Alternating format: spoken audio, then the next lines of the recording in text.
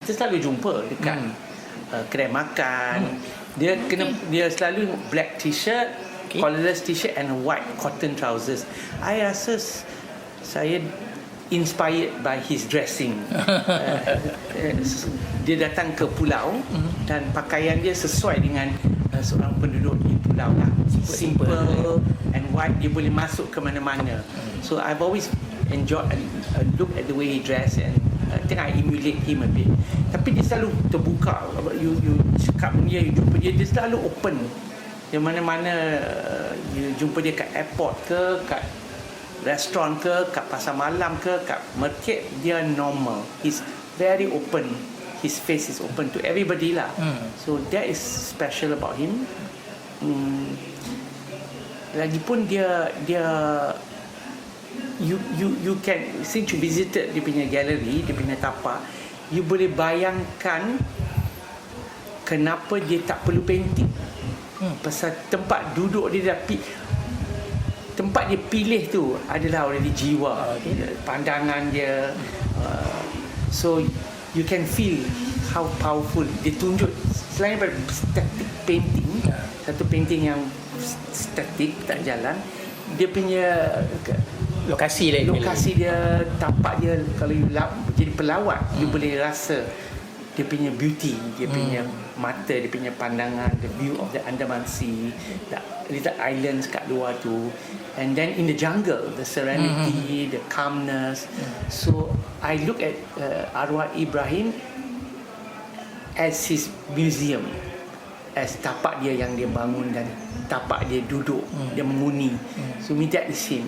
And sayanglah dia tak ada lagi, but that is a shame. Kita tak teruskan riwayat dia untuk tunjuk that beauty. Thank God, alhamdulillah, Balai Seni is now taking this role lah to revive him. It's needed to give him that respect, you know. Walaupun dia tak ada, but the whole world can share his beauty, kan, jiwa dia.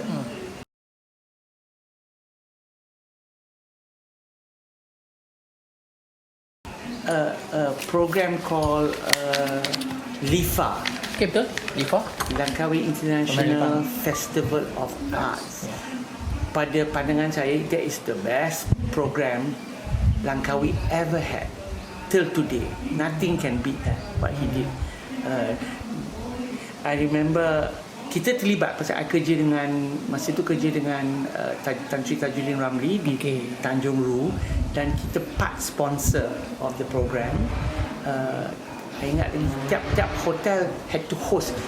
Arwah brought in a lot of his friends in the art fraternity, designers, painters, a Spanish dancer, flamenco dancer, this Cambodian puppets, water puppets.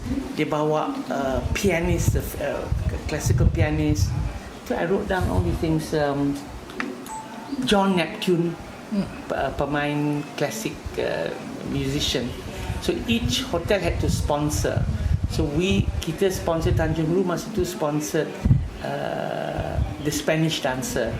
Tapi the idea that arwah had, and to work with the hotels to allow guests to attend, host dinner parties, and then had after the hotel that we sponsored the Spanish dancer 4 hari ke 5 hari, everything paid for. She would give, it was a lady, very famous lady, I forgot her name. She would give a talk in the morning. Itu kepada guests, bukan pada invited guests, tapi guests, penduduk turis yang di hotel tu. So she would give a talk about her dance, about her art, and about Spanish culture. Malam tu she would perform, and people pay for the dinner. And that it was a whole tiap dalam satu minggu tu, tiap hari ada satu program. So guests dalam hotel boleh ziarah and visit what things to do. So pada saya that was the best thing that ever happened dari segi soft approach to Langkawi as a tourist destination. Selain daripada tourism, he also allowed to expand the performing arts, the just culture of the works of art like this lah, of all forms of art. So I wish somebody would continue and get that. I wish the private sector, I wish the industrialists, I wish the hotel owners, the investors, government, people at Balai Seni, the various agencies that have funding to come in and redo an IP Lifa. That was 20 years ago. Di antara tu, even the balai, as you said now, they expand. So can you imagine how much more we can do? There are more investors. How much more performing arts, how much more work, activities that can take place on the island. Dari segi fine arts, creative arts, selain daripada Balai Seni, nothing much has happened. Sad to say lah, craft tangan pun dia jadi profiteering center. You know, you have to buy things and make a profit. Tak ada promotion lah, tak ada development of, and to move it to the next level, tak ada.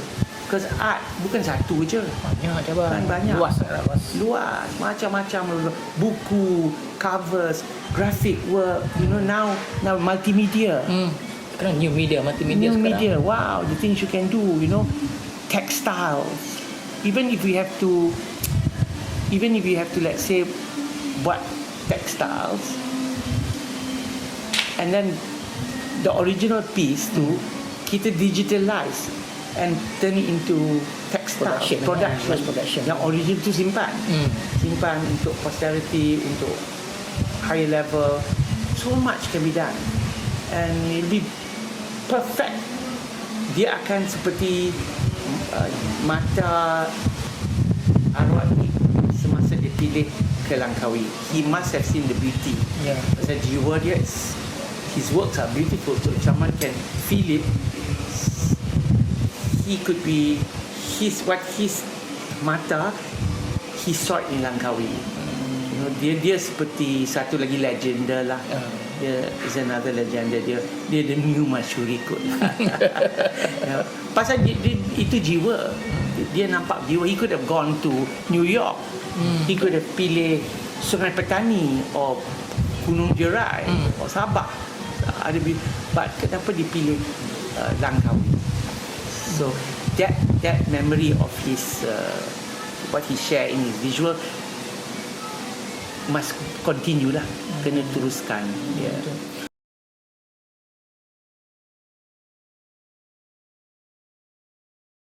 Hosted arwah Tun Endon. Dia baru dari DPM. So we brought rombongan ramai, all the ladies she brought. And then we went on a tour, went to his gallery. He hosted us lunch. She enjoyed it, brought us to his house, you know. And kita buat banyak catering. Setiap kali dia ada visitors, Tanjung Ru masa tu dia ada visitors, we will do the catering. Kat bawah ada gallery kan, turun bawah. We will set up the food, and dia selalu host. Ada sekali he had a chamber music. I think Selangor, the Philharmonic, MPO, and then he had invited a lot of people so for catering. He did so many things, fine things, you know, that they're very refined lah. His contribution to the island was refined.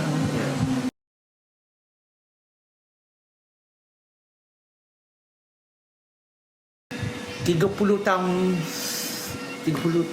tahun dulu sebelum